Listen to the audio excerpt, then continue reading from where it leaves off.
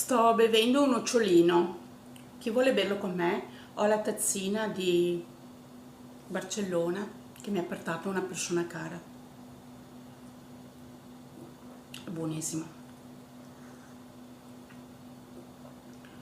Voglio essere amica di chi mi presta o presto il sorriso, di chi mi dona il traguardo, di chi si sveglia chiamandomi per nome, di chi ama me, di chi ha lacrime, di chi si gioisce. Eccoci, voglio essere di chi mi chiede, questo ti chiedo a te.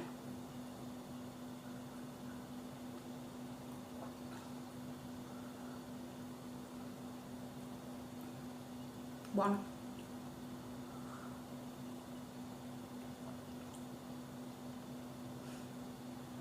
Bevete anche voi un caffè insieme a me.